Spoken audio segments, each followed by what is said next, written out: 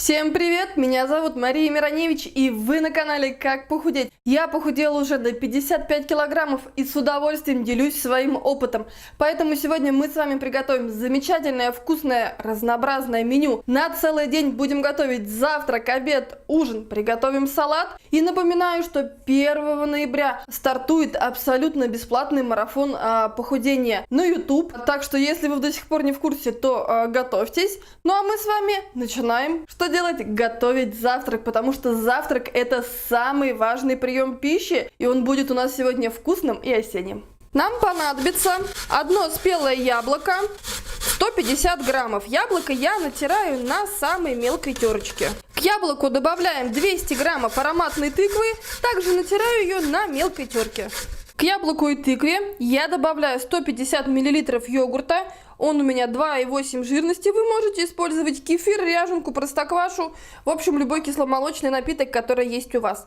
Туда же мы отправляем 2 куриных яйца и столовую ложку сахара. Можно чуть меньше, чуть больше, это дело по вкусу. Но яблоко, тыква сладкая, поэтому на вкус нашей семьи больше не нужно. Теперь мы все это дело хорошенечко перемешиваем. Постепенно добавляю просеянную муку. И перемешиваю. Мука у меня самая обычная, белая хлебопекарная. Муки у меня 150 граммов. Вы можете использовать любую муку, которая нравится вам. Рецепт очень простой. Нам требуется только миска для смешивания и венчик.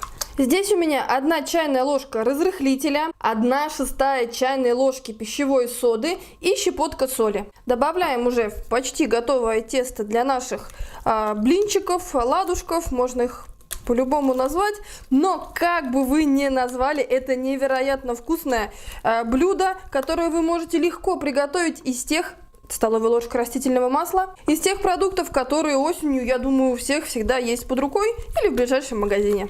Сковороду я предварительно разогрела, добавила туда чайную ложку растительного масла и теперь буду выпекать наши оладушки на самом медленном огне. Отправляю половник нашей смеси для тыквенно-яблочных оладьев. Лишнее сейчас уберем. Теперь я накрываю оладушек сразу крышкой, и со всех сторон он будет печься под крышечкой. И оставляем буквально на минутку. Прошла минута. Наш пышный, красивый оладушек выглядит так, что его пора перевернуть на другую сторону и оставить еще на 1 минутку на медленном огне. Вот они, наши красавчики. Чуть менее 10 минут и оладушки готовы. С такого количества у меня получился выход 6 вот таких пышных, больших оладушек. Они невероятно вкусно пахнут. Это запах осени. То, что нужно для завтрака. На порцию у нас 1 оладушек, он такой пышненький и весит 136 граммов.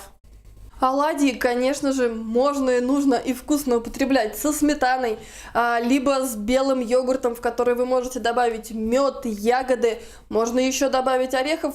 В общем, всего, что есть у вас в холодильнике и то, что любите именно вы. Итак, завтрак мы с вами приготовили. Давайте готовить обед, потому что он невероятно простой и очень вкусный. Я уверена, вы влюбитесь в этот рецепт.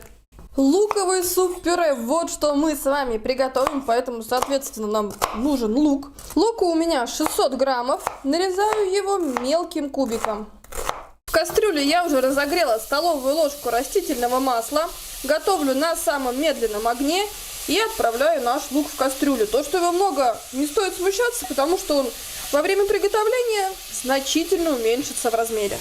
Еще у меня 5 маленьких морковок. Весят они 150 граммов, так что вы можете взять одну хорошенькую крупную морковку. Нарезаю мелким кубиком. Добавляем морковку к луку.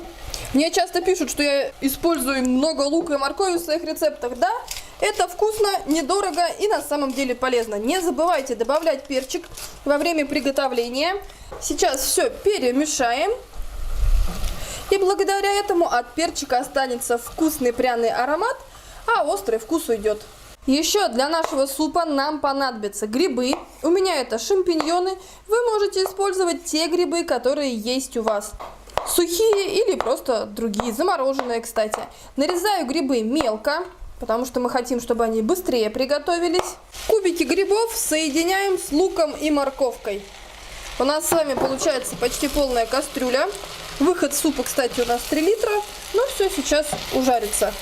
Овощи пассируются, а я натираю на крупной терке 200 граммов твердого сыра. Чтобы это было делать проще, я его убираю минут на 20 в холодильник, и все получается проще.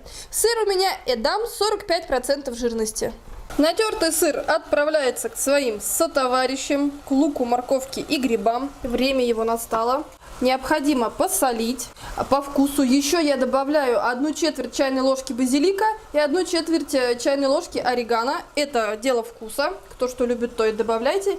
И заливаю наш суп уже сразу кипящей водой, ну просто чтобы все готовилось быстрее. Потому что всегда хочется, чтобы обед был приготовлен за минимальное количество времени. Теперь нам остается все перемешать. Такой суп, который с сыром, очень удобно перемешивать с помощью венчика. Сыр благодаря этому растворяется, и у нас будет с вами невероятно вкусный обед.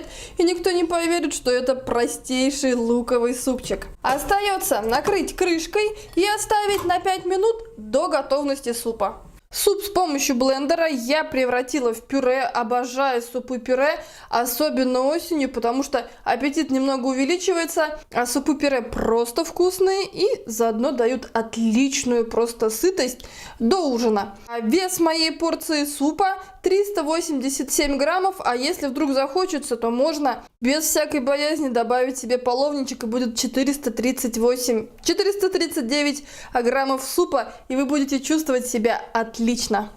После такого вкусного обеда ужин должен быть не менее впечатляющим. Но вы знаете, я люблю быстрые рецепты, поэтому мы с вами приготовим ужин, который подходит для похудения. Вкусный ужин, от которого не откажется вся ваша семья. Начинаем. Все быстро и просто. Полчаса и готово. Нам понадобится пол-вилка капусты. У меня он весит 800 граммов. Нарезаем, шинкуем даже, скажу я так, капусту достаточно тонко. В сотейник я добавила 2 столовые ложки растительного масла и включила средний огонь. Капусту нашинкованную отправляем в наш сотейник и даем ей время немного подрумяниться. Капуста выглядит просто отлично.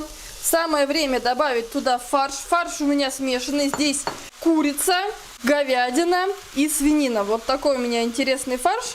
Я его всегда готовлю сейчас здесь. Получается экономично и, кстати, вкусно. Теперь, кроме того, что мы добавили фарш, нужно обязательно, ну, на мой вкус, конечно, обязательно поперчить, чтобы наша капустка была ароматная. И мясу тоже аромат достался. Теперь с помощью лопаточки я просто на кусочки разбиваю фарш. Вот так аппетитно уже выглядит наш ужин. Присаливаем. Соль добавляем, конечно же, по вкусу. Теперь я добавляю 350 граммов риса. Рис я уже предварительно отварила. Но у меня он просто остался от предыдущего ужина. Так удобно, вы знаете, я часто готовлю из того, что есть под рукой. Добавляю 100 граммов сметаны. Сметана у меня 20% жирности. И еще 100 миллилитров сока томатов концентрированного. Вы можете просто добавить столовую ложку томатной пасты. Все это хорошенечко перемешиваем. И у нас с вами сейчас получатся отличные ленивые голубцы. Наш ужин почти готов. Накрываю крышкой, оставляю на 5 минут для того, чтобы все вкусы и ароматы нашего чудесного ужина смешались. Перед тем, как показать вес моей порции, напоминаю, что обязательно к моему ужину идет щедрая добавка овощей. Это либо салат из свежих овощей, либо тушеные пассерованные овощи, либо просто отварная свекла или морковка. Так что не забывайте есть овощи, это не только полезно, но еще и очень вкусно. В течение дня я обязательно пью воду, сейчас уже пью чай, про это я уже рассказывала. Ну а теперь давайте узнаем, сколько весит порция моих ленивых голубцов на ужин. Отправляем наши ленивые голубцы на тарелку. Очень люблю это блюдо. Оно простое, вкусное и, мне кажется, всегда бывает к месту, потому что не было такого, чтобы я приготовила ленивые голубцы и кто-то был против этого. Моя порция ленивых голубцов на ужин составляет 360 граммов. Приятного вам аппетита! Я очень рада, что поделилась сегодня с вами сразу 3 вкусными, простыми рецептами. Уверена, что они вам пригодятся. Кстати, когда что-то попробуйте, обязательно пишите ваши отзывы в комментариях. Мне всегда очень приятно их читать. И, конечно, это вдохновляет меня на новые подвиги. Если это видео было полезным для вас, рецепты вам понравились, поставьте, пожалуйста, лайк, оцените нашу работу. И, конечно, если до сих пор не подписаны на канал, сделайте это. А с вами была Мария Мироневич. Я желаю всем любви, добра, ну и, конечно, берегите себя.